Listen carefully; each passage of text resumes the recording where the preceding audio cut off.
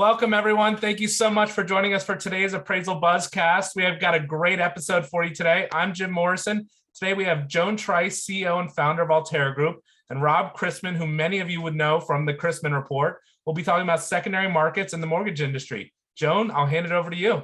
Thank you, Jim. And that's actually how I got to know Rob Chrisman. I love your newsletter, Rob, and I'm especially fond of your Cat Myrtle's commentary. I now have a sidekick, my trusted Golden Doodle Buzz, and Buzz keeps me informed as to what's going on in the appraisal space. So I understand give the audience, since the appraiser audience might not know you as well as the lender side of the world, give us a little bit of your background.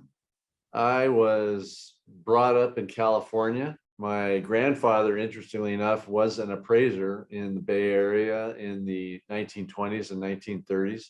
I majored in food science at Cal Poly in San Luis Obispo, but You found out went that, far afield from your major. How'd that happen? yeah, I found out that managing union employees in a milk plant or an ice cream plant for Safeway wasn't what I wanted to do for the rest of my life. So I went back to UC Berkeley and got a master's in business administration with an emphasis in finance and real estate, or since I'm east of the Mississippi right now, finance, and went to work for a mortgage bank in 1985, and I've been pretty much in the business ever since. And in 2008, my mom passed away, so I wanted to take care of my dad and see more of my family and so forth. So I backed away from my capital markets jobs, focused on that, but I kept sending this commentary out that goes out to a lot of people, and I enjoy doing it every day, regardless of time zone. And it allows me certainly to keep in touch, but it also allows me to help show people what's going on out there. And if they can use that information to help a borrower or help a client, I think that's a good thing. So I like that. I like having that feeling. So here I am. Okay, well, you do an excellent job of it. So I understand right now you are in Manhattan as we speak at the secondary mortgage conference put on by MBA. What's the conversation swirling about with capital markets right now? Right now, the conference itself was relatively well attended, and people were glad to be back. People are glad to be back in person. It's been like that for several months. So at some point we'll get tired of saying everybody's happy to be back in person, because for the most part events are, but the general tone is actually very, very good, surprisingly good, given what's going on with volumes and margins and revenue for so many lenders out there.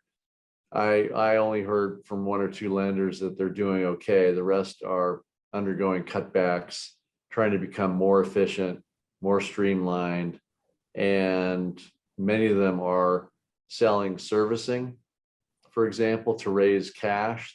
They're selling their servicing rights. Others are trying to see what vendors are offering in the way of software that will help them save money or be able to potentially outsource their operations to overseas or other venues. So it's basically a race to cut costs, and whether that's by increasing efficiency or by laying off staff or some combination thereof. That's kind of the buzzword, or those are the primary areas of focus. Other than that, there's no real huge shift going on out there. Fannie Mae and Freddie Mac, we've stopped talking about removing them from conservatorship. They've moved on to more of their mission of affordable housing programs, first-time home buyer programs, working with credit risk transfers. They are retaining their earnings now, which help them in the long run. So that's Fannie Mae and Freddie Mac. And the other investors who are out there, we'll see what happens in the non-QM space. But for the most part, a lot of the conversations, Joan, were revolved around individual programs. What are people doing with their second homes or investment properties? What are people doing about non-warrantable condos? what's going on in the non-QM space. So it's little things like that around the edges that are being talked about rather than some grand new plan for residential lending. Interesting. Let's do this, Rob. Let's take a quick break for a commercial message, and we'll be right back. Remote Val Desktop is here. With added floor plan and measurement functionalities, desktop appraisals have never been faster, easier, or more trustworthy. Remote Val keeps you in control of the appraisal while gathering accurate information, photos, and measurements, all through the homeowner's smartphone. There's also a live recording function enabling you to record the inspection and revisit the home whenever you want to. Incenter pays your same full fee for Remote Val inspections. Remote Val is fast, easy to use, and completely free for appraisers. To see a demo of Remote Val in action, visit incenteram.com. Welcome back, everybody. Hey, Rob, let's talk a little bit about waivers. What's the conversation in the secondary market around this topic? The investors that are out there, which drive interest rates and mortgage prices and FICO buckets and risk buckets and so on, came out of the financial crisis justifiably nervous about valuation. If a company is lending $200,000 on a $300,000 property, fine. If they're lending $200,000 on a property that turns out to be worth $180,000, that's not fine. And when you're an investor who's buying billions of dollars of mortgage-backed securities and you can't look at every appraisal and every credit report and every file, having some kind of mechanism to trust and do that and verify and so forth is very, very important. And with 2020 and 2021 volumes being as they were, it was drinking from a fire hose. So, get the product through, get the loans through, do this, do that. Understandably, appraisers were overworked everywhere. And so, the waiver system popped up. Go back to what I was saying earlier about investors being nervous coming out of the financial crisis about valuations. I haven't heard that same nervousness now because we've seen so much appreciation in the last few years that even if that property turned out to be $180,000 of value, maybe now it's $220,000. So if you have a $200,000 loan, you're still in the money. But I think the investors are starting to go back to those days where it's like, all right, what if we get into a declining market? What are we going to do? What steps are we going to take to protect us to some extent? So the from an investor perspective, the whole waiver situation is a little bit up in the air. Fannie Mae and Freddie Mac, they tend to watch Fannie Mae and Freddie Mac and get their take on the current environment. But from a capital markets perspective, if it takes 2 or 3 weeks, or I should say a loan processing perspective, if it takes 2 or 3 weeks to get an appraiser out to a property, or because the appraisers are so overworked, it just takes them a week or two just to get to something even near their house, that's a problem from a lender's perspective who is dealing with a borrower who, where speed is important. Now, that all said, the refi market has dwindled quite a bit, or I should say diminished quite a bit. And so we're in more of a purchase market where, things take time. And the appraisers that I've spoken to, and I want to get your input on this as well, but the appraisers I've spoken to are not as overworked as they were 6 months or a year and 6 months ago. They have time to breathe and so forth. And so, it's constantly changing, but the lenders still want speed and they want economic efficiency and they want the job done right, as do investors who are out there. They want to know the value of the property that they're buying a loan on. So it's a little bit of a shifting environment.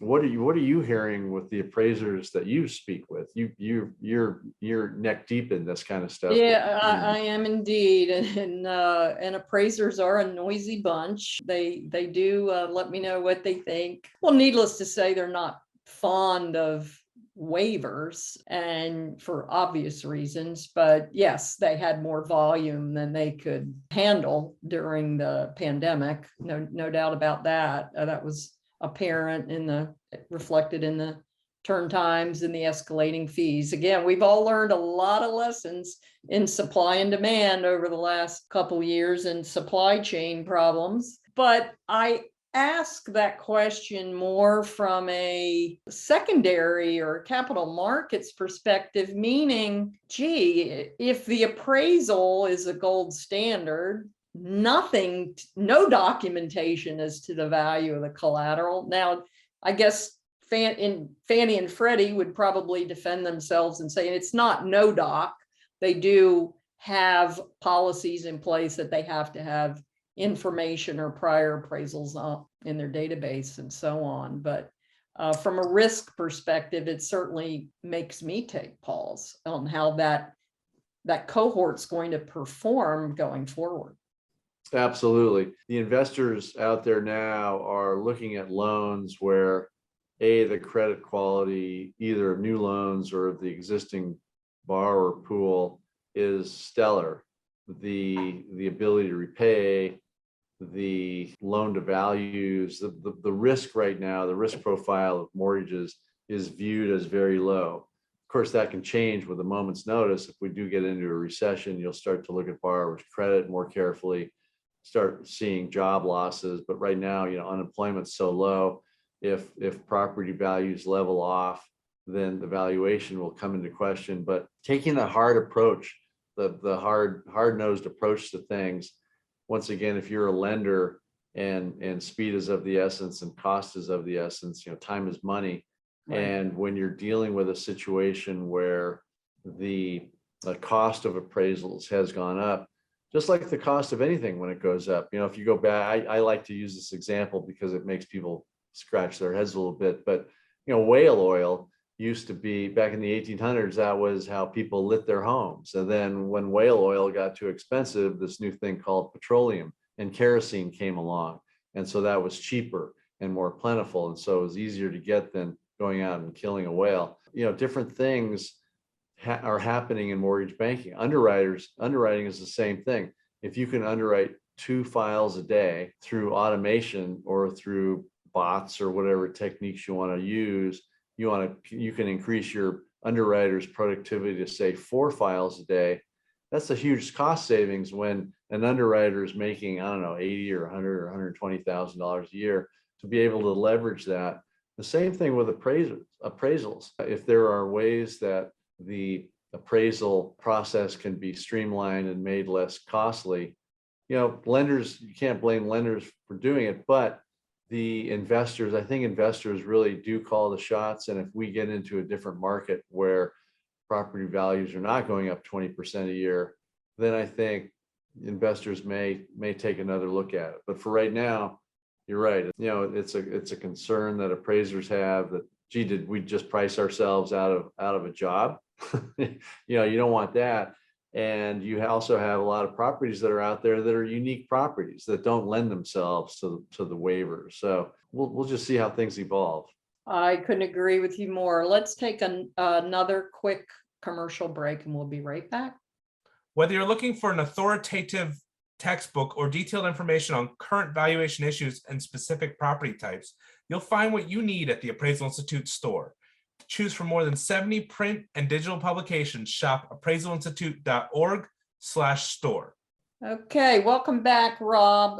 One final question for you. You mentioned early on about unwarranted condos. I'm having conversations with a lot of people out in the field, really, loan officers and so on, saying this condo collapse in Miami or Fort Lauderdale, wherever it was, Surfside condo, has sort of shining a bright light on how risky some of these older condos can be, and perhaps we're not underwriting that process properly. Is that sort of flowing through to the secondary market? And how are condos packaged? Are they packaged separately, or are they sprinkled in a pool with other types of properties? They're generally sprinkled in. You've asked a lot of questions in the last. There 30 was, seconds. yeah. So there are specified pools, for example, in the secondary market where a particular investor might pay up for loans in a particular FICO bucket or loans in a particular geographic footprint, which might mirror that institution's geographic footprint. So they want those loans, or loans of a particular loan size. For example, low loan amount pools tend to trade higher because it takes more of an interest rate move for that particular borrower to refinance, so for the obvious reasons. So you have a situation where loans do get divided, but condos are pretty much sprinkled in. There are pricing hits for that. You also kind of touched upon climate change, and that's been a big topic. That was a big topic at the Capital Markets Conference, because whether or not you believe in climate change, investors do. Fannie Mae and Freddie Mac are very aware of that situation. The SEC is very aware. And so if you have a situation where continued salt air exposure to steel reinforcement in a given condo has been going on for decades, yeah, that is definitely a concern for investors out there. So the same thing might be happening in other seaside communities, because everybody knows, it's tough to maintain a building anywhere near the ocean just because of the wind and the salt and the humidity and so forth and so on, the sun. The market that's out there, or I should say the investors that are out there, are understandably nervous about some of these structures, and yeah, they're going to price them accordingly. So what tends to happen is that it'll have a ripple effect. If an investor doesn't want to buy a given loan in a given area, whether it's Miami or Southern California or Northern California in case of wildfires, anything that has to do with natural events like that, you will have investors price accordingly. They'll be more conservative, and so that price will be reflected on rate sheets for borrowers. And we're already seeing that. When you look at Fannie Mae and Freddie Mac and some of the losses that they've sustained, whether through earthquakes or forest fires or a condominium collapse, or there's a building in San Francisco that's leaning, right? I think the Millennium Tower has a slight lean. How do you handle that? So there's some interesting things going on out there from a valuation perspective and a collateral perspective that, it's what helps make our jobs interesting, right? It's what I write about every day.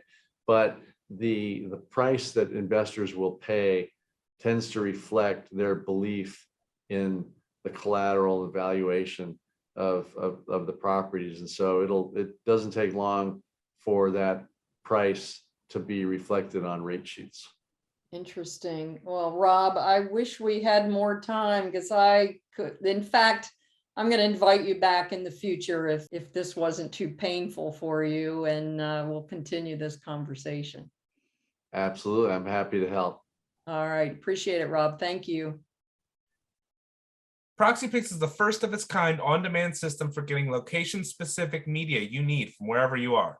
Their simple-to-use platform creates an online marketplace matching people needing property photos with proxies or data collectors near the requested location. Through crowdsourcing, you can get current up-to-date photos of anything on the map within hours, if not minutes. Never before has it been simpler or more economical to get the property photos you need. Sign up at proxypix.com or download the ProxyPix app, available on Apple and Google Play Store.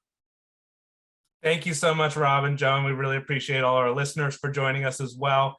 If you have any comments on this video or have any future content you'd like to see, reach out to us at comments@appraisalbuzz.com. And we want to thank our sponsors for helping us put these together as well. Thanks, and have a great day.